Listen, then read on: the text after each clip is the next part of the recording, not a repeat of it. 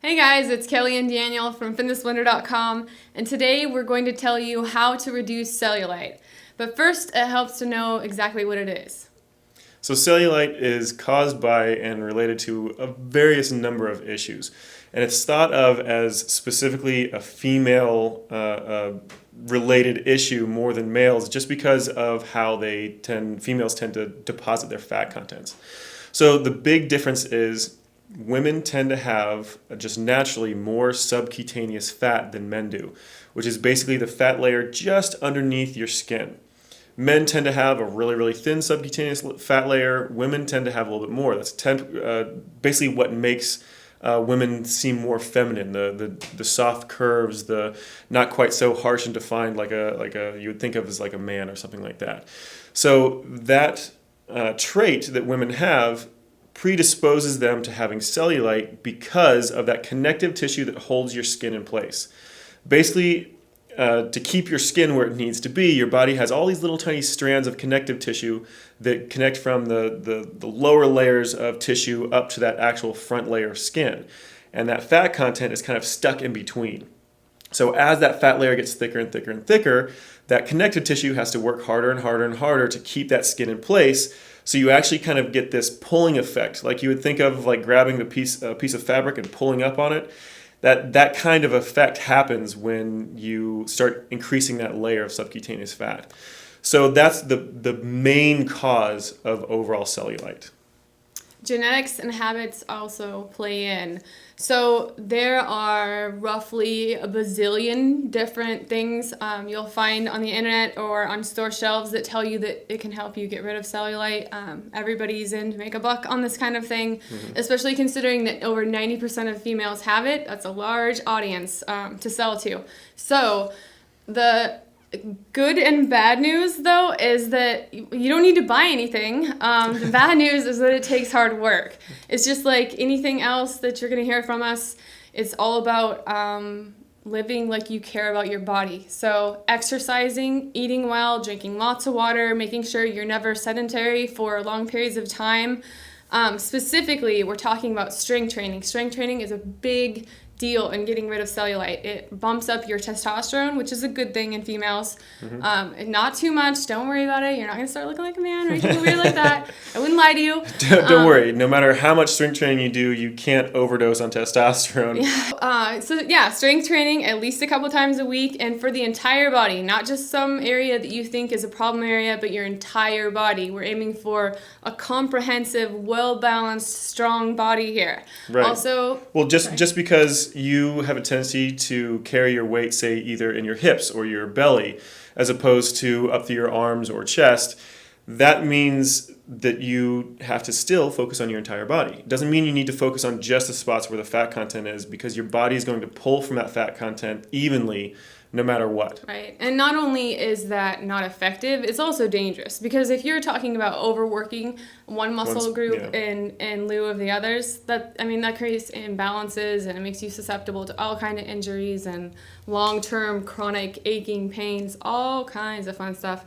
Yeah. So strength training for the reduction of body fat, as well as cardio, and different kinds of cardio, not just jumping on the treadmill and reading a celebrity gossip magazine for an hour and a half. That doesn't count. High intensity interval training type cardio. And some low impact it's important in a routine, but you can't do just that and expect for your body to miraculously change. Right. You have to be working.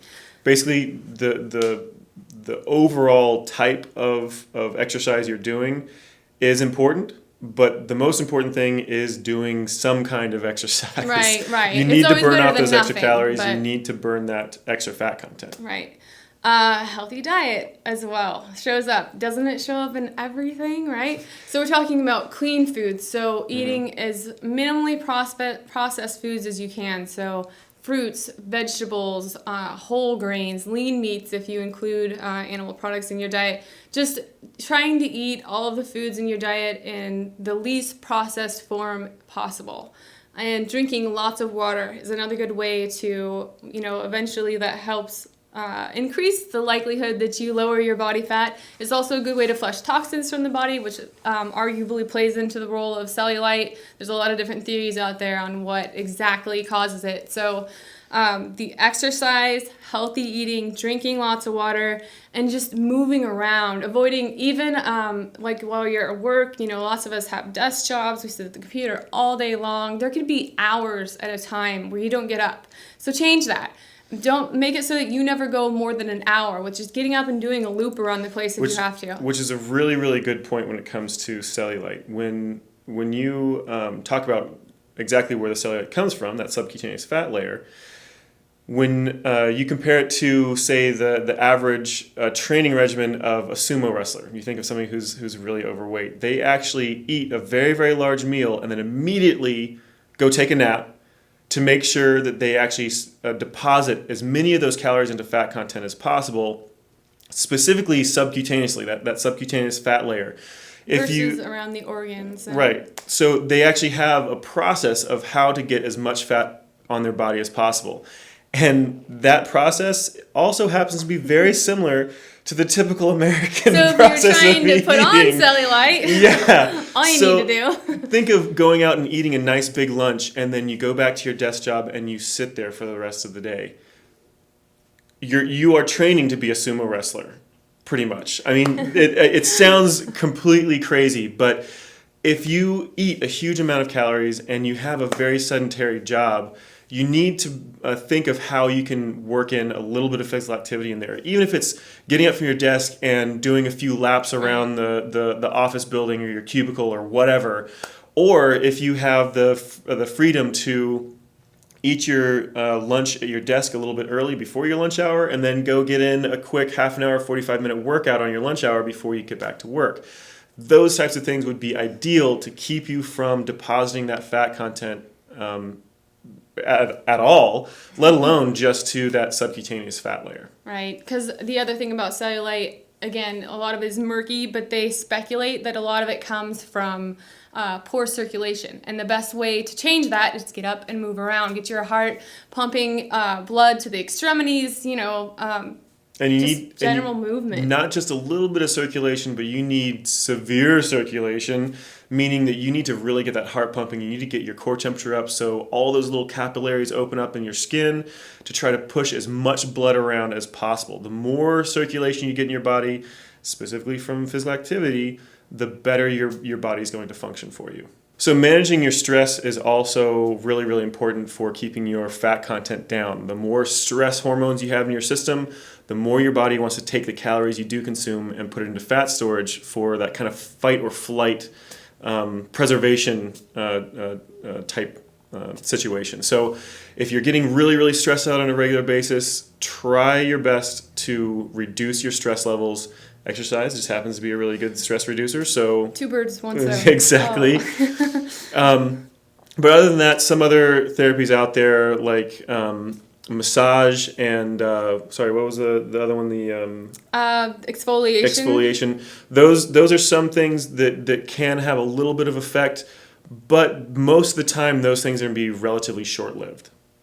Yeah. So with all the research and products out there, none of the products have ever, or any treatment for that matter, have ever been shown backed by science to work. No empirical data showing that any of this stuff actually has any kind of benefit. So the best thing that you can do for your cellulite and ironically your entire body and the rest of your life is to eat healthily and work out. And it's just that simple. And in the end, too, I want to say, I don't know if we said it already, but just because you have cellulite doesn't mean you're not fit. It doesn't mean you're not beautiful. It doesn't mean you're not healthy and strong.